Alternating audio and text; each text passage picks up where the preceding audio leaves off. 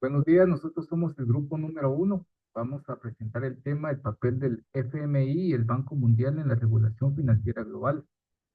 Los integrantes son Cristian Cifuentes, Natalia Schlag, Herbert Lux y Fabián Sicán. Descripción del FMI y el Banco Mundial. Origen, objetivo y diferencias claves.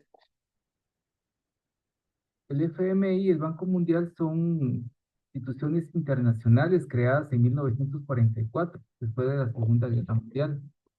Su objetivo era evitar futuras crisis económicas y ayudar a reconstruir el sistema financiero global. El FMI ayuda a los países que tienen problemas con su balanza de pagos, es decir, cuando no pueden pagar sus deudas externas o mantener sus reservas internacionales. Les ofrece préstamos a corto plazo y asesoría económica. El Banco Mundial se dedica a combatir la pobreza y fomentar el desarrollo económico.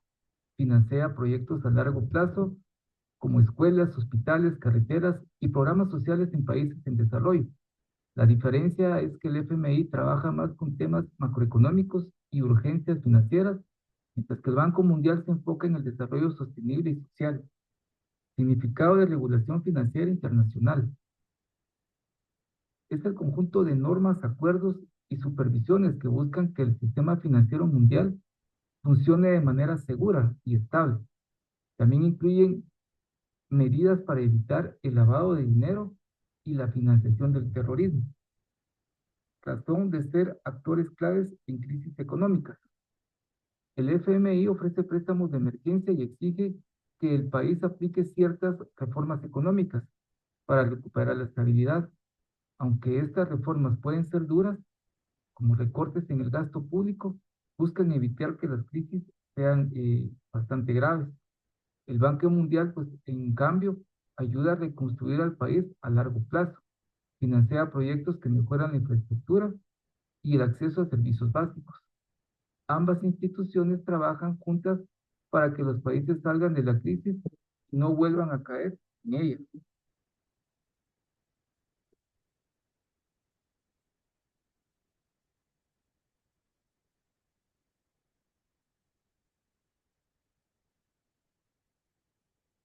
Condicionales del FMI. ¿Cómo funcionan los acuerdos de préstamo? Cuando los países tienen crisis en su economía, a cambio de recibir un préstamo, este país debe comprometerse a aplicar ciertas políticas económicas. A esto se le llama condicionalidad. Estas condiciones buscan que el país mejore su economía, pague su deuda y no vuelva a caer en crisis.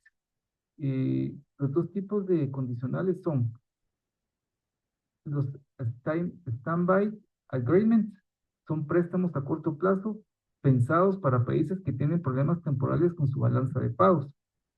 Y el otro es programa de facilidades extendidas, que son préstamos a más largo plazo para países que tienen problemas más profundos y estructurales.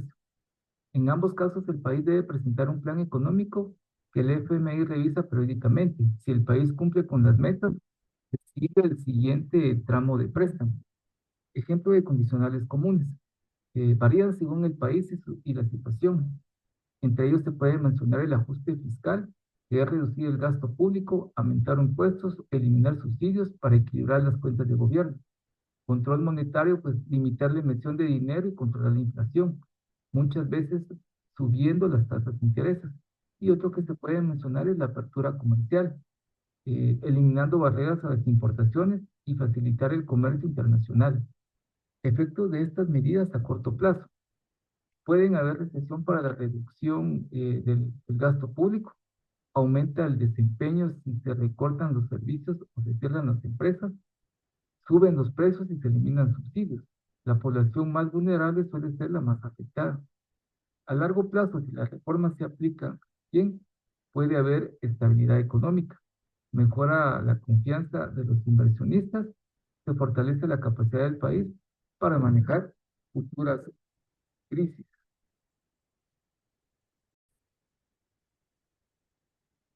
Como siguiente punto vamos a hablar sobre las reformas económicas y financieras promovidas por el FMI y por el Banco Mundial. De acuerdo a esto, vamos a mencionar de que los programas de ajuste estructural van dirigidos por medio de SAP del FMI, del Banco Mundial. Estos exigen privatización de empresas estatales, la eliminación de subsidios, liberación de empresas, comercial y mayor apertura en la inversión extranjera. También podemos ver de que se promueven diferentes reformas fiscales para poder para una mejor administración tributaria y eficiencia del gasto público, también en la sostenibilidad de la deuda, ¿verdad? En el ámbito de las pensiones, pues se impulsan sistemas de contribución definidos y la privatización parcial del sistema público. Los sectores que se impactan respecto a estas reformas son los subsidios a combustibles, la electricidad, los servicios básicos. Estos pues son partes como metas de fiscales impuestas por el FMI, el Banco Mundial. Esto reduce el gasto público, y aumenta los precios, pero genera esa reacción social como podemos tener ejemplo de Ecuador y Egipto. También en las pensiones hay una reorientación de sistemas públicos hacia modelos mixtos o privados con reducción del gasto fiscal, aumento de aporte individual y menor cobertura garantizada. También están los salarios públicos, los salarios congelación de contrataciones, recortes de plazas, también existen reducción de salarios en el sector público. Un ejemplo está Irlanda y Uganda, que han implementado estas medidas como condición de préstamos. El FMI lo ha determinado. La energía eléctrica, la liberación de precios. La eliminación de estos subsidios pues ayuda a que exista una mayor apertura de competencia privada y la eliminación de este subsidio al combustible a veces es una condición explícita por parte del FMI. Los bancos estatales, la privatización parcial o la reestructuración, ¿verdad? De estos bancos estatales pues se tiene una presión para introducir la competencia privada y un control fiscal sobre préstamos de este sector público, ¿verdad? También en el comercio exterior se puede hablar de la reducción arancelaria. Esta da apertura a las importaciones, la eliminación de controles de capital y liberalización para atraer inversión extranjera y directa. Con relación con las políticas de austeridad y liberación. Cuando hablamos de esta relación, las reformas que proponen el Banco Mundial y el FMI están estrechamente ligados a estos principios fundamentales, que es la austeridad fiscal. Eso se implica la reducción del gasto público, especialmente en áreas sociales como en salud, educación, los subsidios, los sectores que hablamos anteriormente. Y se busca alcanzar un superávit primario o reducir el déficit fiscal como condición para acceder a financiamiento multilateral. En la liberación económica podemos hablar de que se refiere a la apertura de mercados y la reducción del rol del Estado en la economía. Esto pues implica la eliminación de barreras al comercio exterior, la liberación del tipo de cambio, la privatización de empresas estatales y la eliminación de controles de precios. Se parte de la premisa de que la eficiencia del mercado y la inversión privada impulsarán el crecimiento económico a largo plazo. Algunos casos a destacar son los de Ecuador. En el 2019 pues hubieron protestas masivas que llevaron a revertir la eliminación de subsidios a combustibles impuestos por el gobierno bajo un programa del FMI. También tenemos a Kenia en el 2021-2024, que es el intento de implementación de aumentos de impuestos y recorte de subsidios vinculados a un programa apoyado igualmente por el FMI y dentro de muchos otros ejemplos. Muchísimas gracias.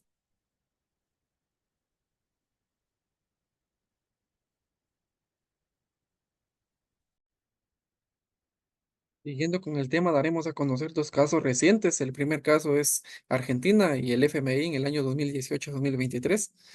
Argentina vivió un proceso complejo tras firmar un acuerdo en el Fondo Monetario Internacional.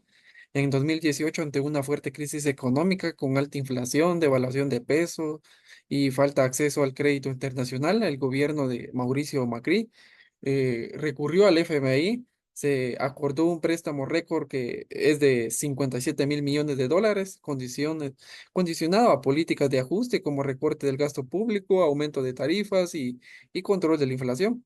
Sin embargo, los resultados fueron negativos, la economía no se estabilizó, la inflación continuó elevada, el desempleo aumentó, la pobreza creció notablemente. Esto generó fuerte rechazo social al considerar que las medidas afectaban sobre todo a los sectores más vulnerables.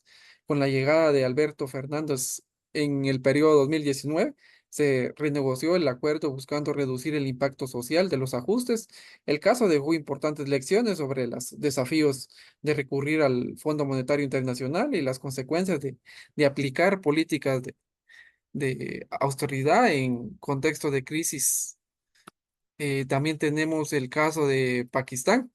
Este fue en el periodo 2019-2024. Pakistán volvió a solicitar ayuda al Fondo Monetario Internacional debido a una grave crisis económica. Sus reservas internacionales estaban prácticamente agotadas, tenían una fuerte déficit fiscal y comercial y afrontaba el riesgo de caer a un default. Eh, el FMI le otorgó un préstamo de 6.000 millones de dólares, pero con condiciones estrictas, como la devaluación de su moneda, aumentos en tarifas energéticas, recortes de subsidios, reformas fiscales y reducción del gasto público. Estas medidas causaron una alta inflación superior al 25% en algunos periodos, bajo crecimiento económico y un aumento en la deuda externa. Socialmente se agravaron los problemas, subieron los precios de alimentos, servicios, aumentando el desempleo y los sectores más vulnerables siempre fueron los más afectados. Aunque el gobierno justificó las medidas como necesarias, pero las propuestas sociales fueron constantes. Hicimos una breve comparación entre Argentina y Pakistán. Y pues ambos países recurrieron al Fondo Monetario Internacional por crisis profundas y enfrentaron consecuencias similares, ajustes duros, inflación alta y un fuerte impacto social. Esto sería, gracias.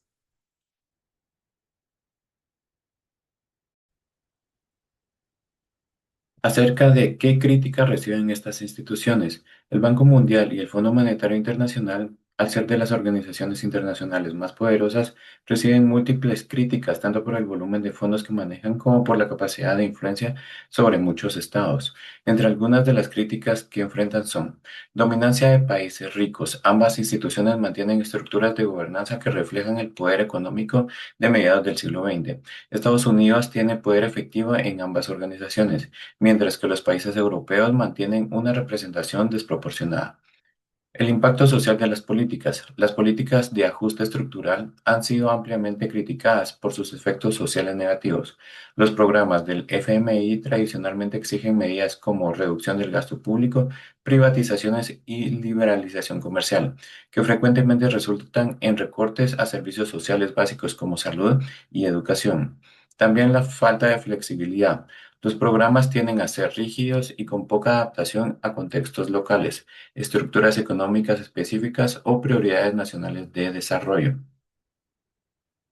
Las opiniones de economistas, académicos o movimientos sociales.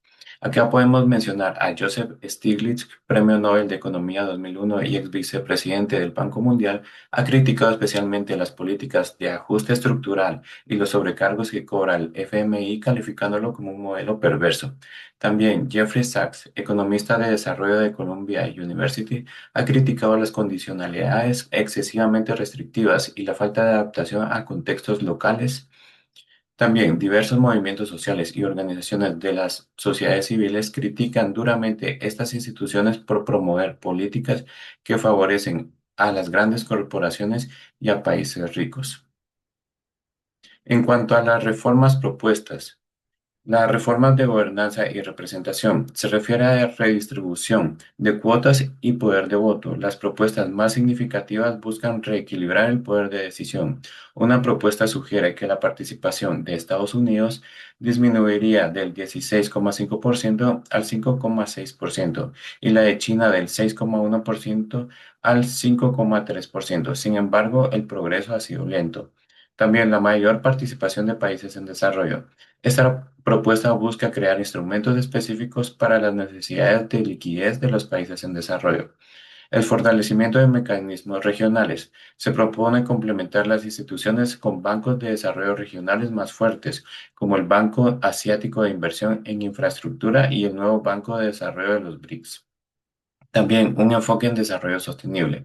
La integración del cambio climático, el Grupo Mundial y el Fondo Monetario Internacional están profundizando su cooperación a través de un marco mejorado para ayudar a los países a ampliar las medidas de lucha contra la amenaza del cambio climático e incorporar criterios climáticos en las decisiones de financiamiento.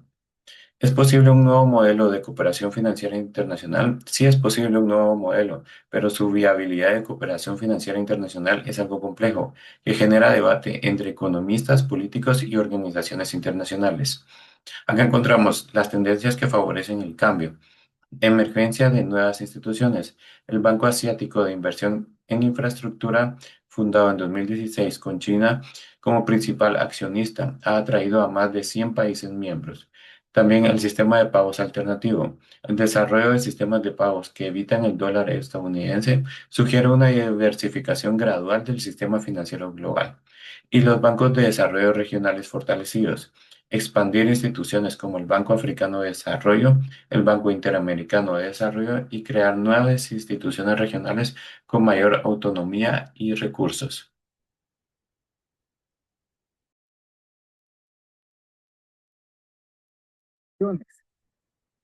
El Fondo Monetario Internacional y el Banco Mundial cumplen roles complementarios en la economía global. Uno estabiliza en crisis y el otro impulsa el desarrollo estructural. Las condicionales del FMI pueden generar estabilidad macroeconómica, pero también efectos sociales negativos si no se adaptan a la realidad local. La legitimidad futura del FMI y el Banco Mundial dependerá de su capacidad para reformarse, incluir a países emergentes y abordar desafíos como la desigualdad y el cambio climático.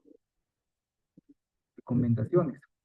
Fortalecer la coordinación entre el FMI, el Banco Mundial y los gobiernos locales, asegurando que las medidas económicas se ajusten a las condiciones sociales y políticas de cada país.